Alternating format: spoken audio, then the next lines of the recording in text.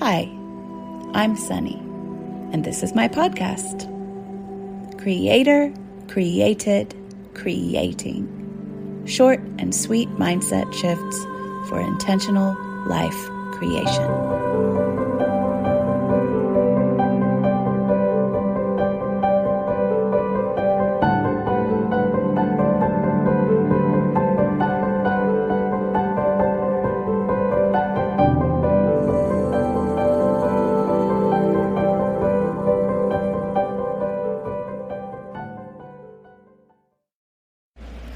What do you mean just love yourself and your pain?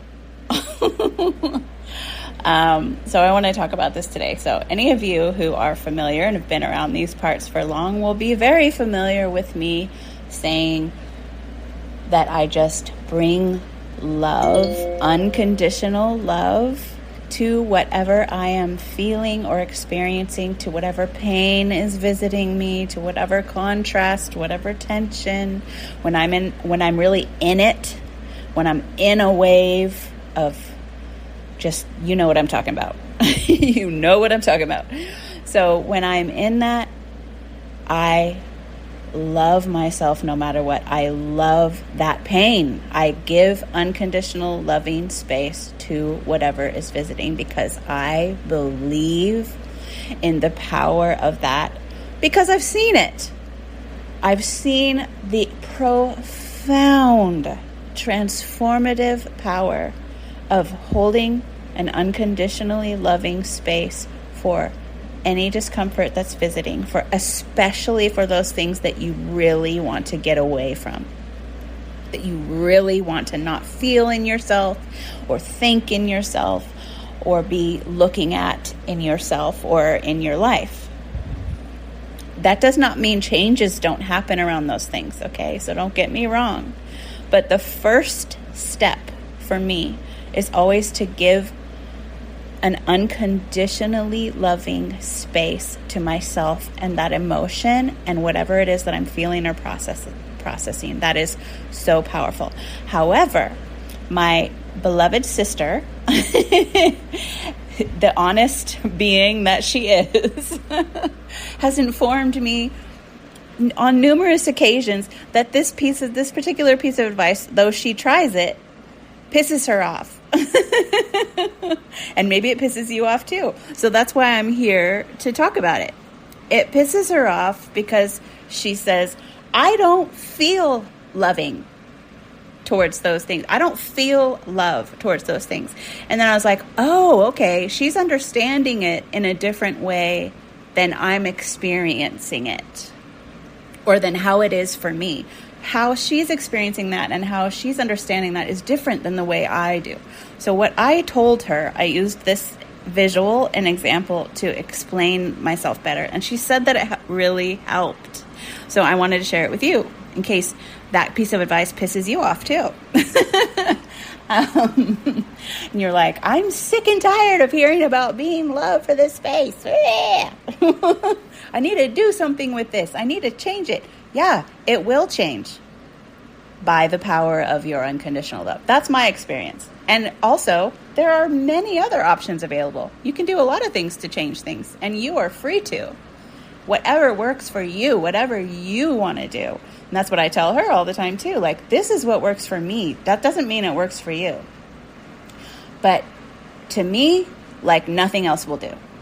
Nothing else will even touch that except for unconditional love. It's like I've tasted that. I've tasted that safety in me. I've tasted that unconditional loving space in me, and now nothing else will do. Like, I can't fix it in another way that would come close to that. So now that I've tasted that, I just can't do anything else. So that's what works for me. But I think the point here that's so important that you need to know is that doesn't mean it feels lovey-dovey when I'm doing that. I'm not like all, oh, I just love this so much. I just love this feeling. I'm not like that at all. It's more like, so this is the visual I told her. It's more like, so put your arms in the position like you're rocking a baby, okay? So even if you absolutely love this little being, whoever this little being is that you're holding and rocking like a baby, I picture my pain like that baby, and I rock that baby in my arms. Sometimes I'll physically do it, but usually I just do it in my mind's eye. In my mind's eye, I'm just rocking that crying pain, and that pain might be rage. It's not always sadness. It's not always grief. It might be rage. Whatever it is, I'm rocking it. I'm holding it. And like holding a little baby that you may possibly absolutely love and adore and know is totally innocent, you might hate being with that baby at that moment. You don't love the fact that they're screaming, crying. You don't love it, but you are being the space of love for that crying. You're doing that because you love. You're doing that because that's who you are. There may be a part of you that wants to get as far away from that baby as physically possible. Of course there is. That's a natural reaction. But you're not abandoning that baby. You're not leaving them. You're not shutting them in a room. You are being with them. Now, in real life, we do shut our pain in a room. And we do shut our babies in a room. And that's okay. So we do what we need to do for our own sanity. But then we come back.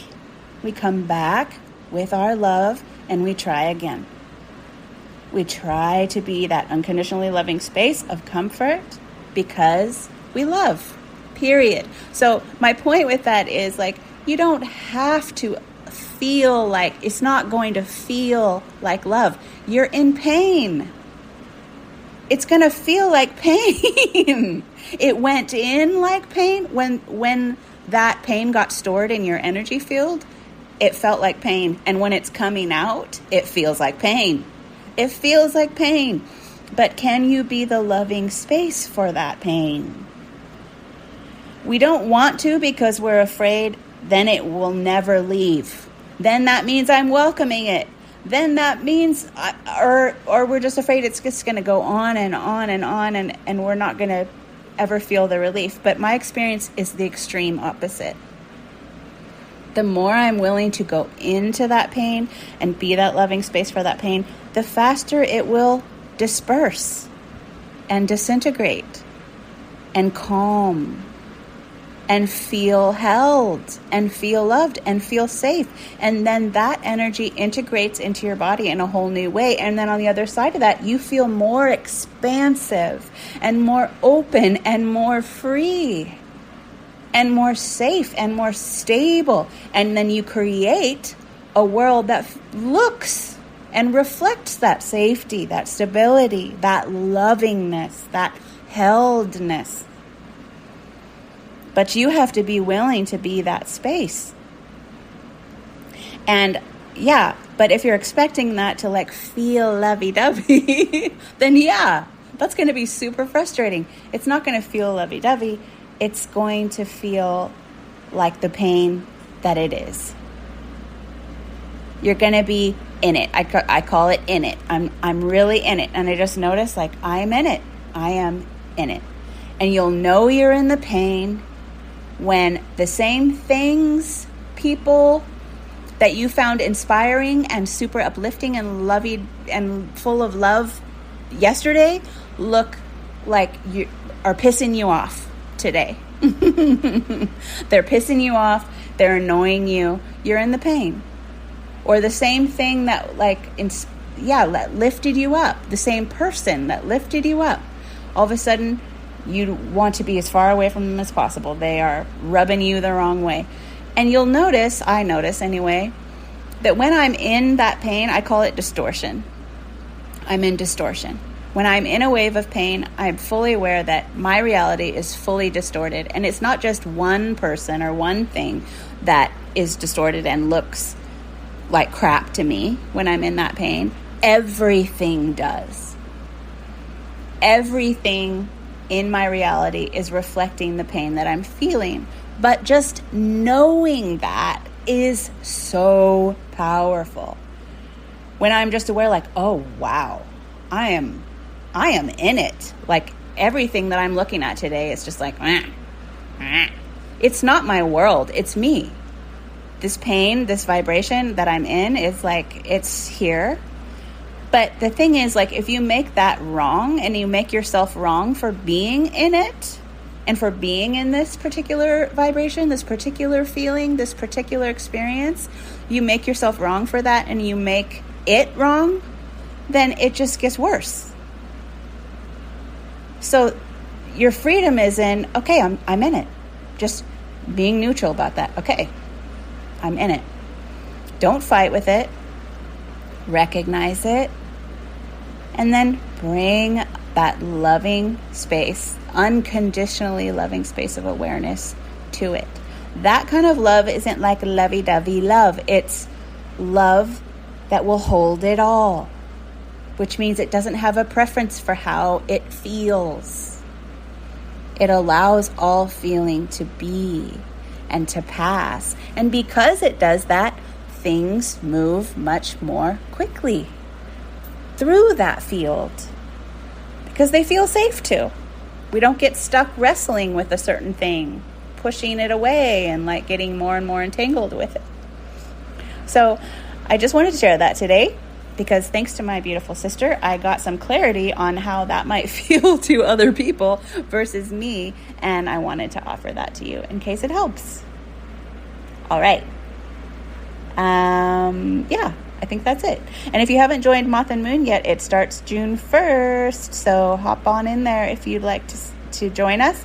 And you can bundle it with Yummy Money Honey, which I've been getting some amazing feedback on from the people who have joined for a big discount before June 1st. All right. I'll see you there. Bye.